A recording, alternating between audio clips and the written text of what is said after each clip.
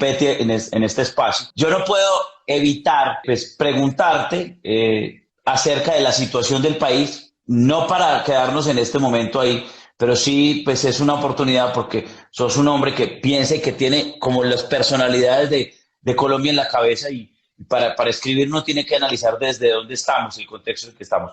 ¿Qué pensás de cómo está Colombia en este momento? Yo creo que el gobierno y esa élite política abusó de nosotros, abusó a lo largo de toda la pandemia. Fue un comportamiento inmoral, cruel, déspota, arrogante. Teníamos el peso de la pandemia que era terrible. Ese peso lo sentimos no solo a nivel biológico, de miedo, del virus, de las cuarentenas, los toques de queda, el contagio. No era solo eso, Dani, era también la presión psíquica. ¿No? Las depresiones profundas, la angustia, la desazón, no poder dormir, el insomnio, hay una cantidad, yo siempre he dicho que hay una pandemia dentro de la pandemia y es la pandemia de unas enfermedades que van a empezar ahora a verse y a notarse con mayor claridad, que es el panorama de la salud mental en Colombia. Eso va a ser demoledor. Es muy posible, yo calculo que incluso puede arrasar más vidas de lo que va a ser el virus. Entonces, en esas condiciones tan terribles, con todo lo que habíamos pasado, con una caída económica, con una clase media empobrecida, una clase trabajadora sin empleo, cayéndose empresas enteras, el mundo del entretenimiento, el teatro, los restaurantes, los cines, los medios de transporte, todo el mundo perdiendo sus empleos y estos tipos llegan y empiezan a hacer masacres y empiezan a matar a diestra y siniestra líderes ambientales, a ambientalistas, a líderes y lideresas sociales, empiezan a masacrar a los excombatientes de las FARC que habían firmado y que estaban dentro del proceso legalmente y ya tenemos un pasado criminal y asesino, asesinaron a todos los miembros de la UP, es el único país del mundo que ha exterminado a todo un partido político legalmente inscrito dentro de la democracia. Entonces, ¿cómo es posible? Y bueno, mataron líderes de izquierda, todos los candidatos a la presidencia, mataron gente de centro como a Galán, mataron a gente de la derecha como Álvaro Gómez, mataron a Jaime Garzón, no han hecho sino asesinar a todo el mundo, Dani. Entonces, a lo largo de toda la pandemia, continuaron y continuaron con esa lógica de desgaste, de no apoyo al proceso de paz, y luego nos aplicaron una ley que se llama la doctrina del shock. La doctrina del shock es una vieja escuela de economistas de Chicago. Hay un libro muy bello que se llama así, La doctrina del shock, de Naomi Klein, yo Sí. te lo recomiendo mucho. Y es como en unas condiciones extremas de caos, de catástrofe social, tú puedes imponer todas las reglas económicas que te dé la gana y la sociedad está tan abrumada, está perdida, extraviada, nerviosa, incluso se comporta como de una manera infantil porque está buscando protección, que aguantan cualquier cosa. Y eso fue lo que nos hicieron con la reforma tributaria. Entonces, era evidente que 2 o 3 generaciones iban a salir sacrificadas por la pandemia, que son los más jóvenes, y ellos respondieron de manera contundente.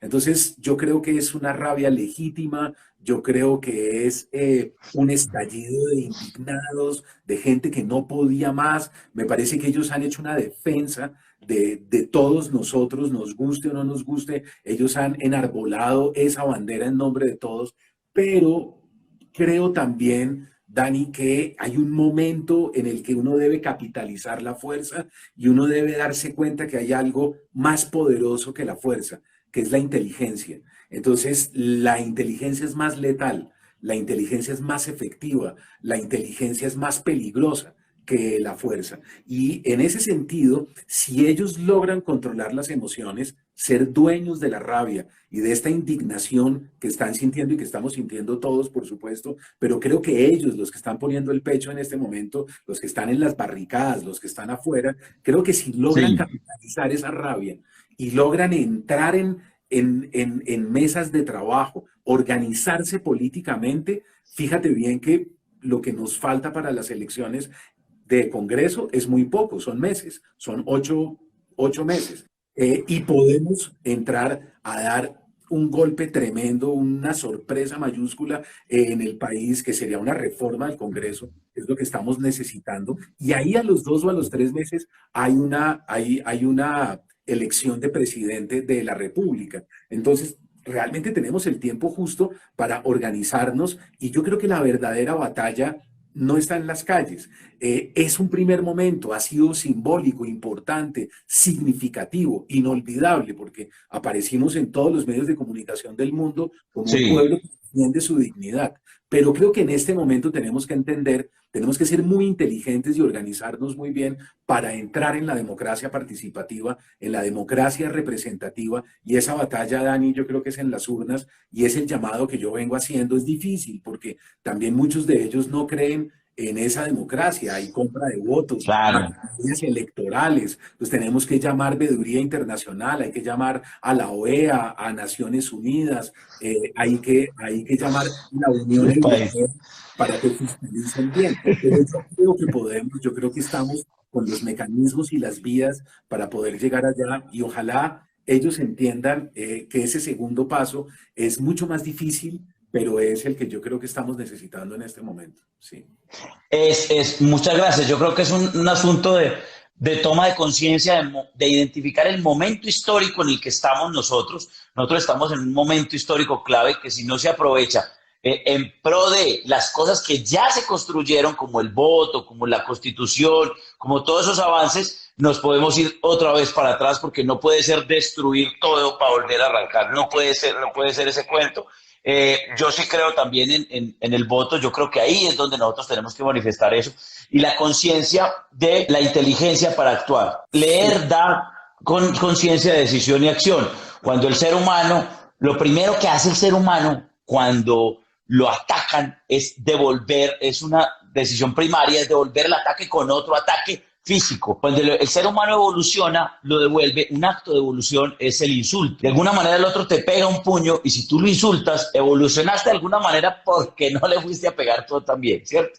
Y hay otro momento y es la reacción que uno tiene cuando ha sido agredido y es una reacción mucho más evolucionada para que eso no pueda o no vuelva a pasar. Sí, fíjate bien algo. Como es una conversación de libros y estoy con un librero, no solo con un actor, sino estoy con un librero, en esta ocasión hagamos una línea de libros, Dani. A finales del siglo XIX, David Thoreau, el autor norteamericano, publica Del deber de la desobediencia civil. Obediencia civil. Claro, él es un tipo que se declara en desobediencia civil y dice yo no voy a pagar impuestos y yo no voy a pagar impuestos porque los impuestos los están en realidad invirtiendo en masacrar a los mexicanos en la frontera. Entonces el tipo se declara y escribe un libro extraordinario que es Del deber de la desobediencia civil. Bien, ese libro marca a un abogado indio en la India que un día lo compra y es Gandhi, ¿verdad? Gandhi lee a Thoreau, incluso lo lee en la cárcel, en la prisión, y él entiende la fuerza que hay detrás de la desobediencia civil. Se pega a una regla que hay dentro del hinduismo, dentro de su contexto histórico, digamos, social, que es Satiyara, y es la no violencia.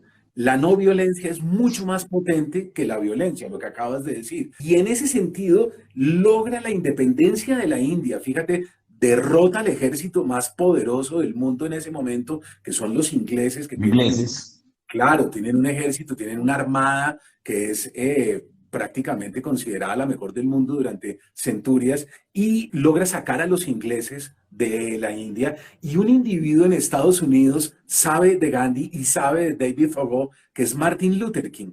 Y Martin Luther King dice cero violencia, no violencia. Pero ese concepto es muy fuerte, Dani, porque significa yo no te agredo, yo nunca voy a irme contra ti, no te toco, soy incapaz de vulnerarte, soy incapaz de ir en algún momento a agredirte, pero no te obedezco. Entonces, ese es un concepto tremendo, ¿verdad? Y cómo logra una persona como Obama llegar a la Casa Blanca, cómo logra una persona con su esposa afroamericana, sus hijas afroamericanas, él completamente afroamericano, cómo diablos llegamos del racismo estructural a poner un presidente dentro de la Casa Blanca a través de las luchas de los derechos civiles y constitucionales, y ahí Martin Luther King jugó un rol fundamental. Entonces, yo creo que podemos entender la no violencia como un mecanismo contundente de oposición, porque no significa que vamos a bajar la guardia, que nos vamos a volver obedientes, mansos,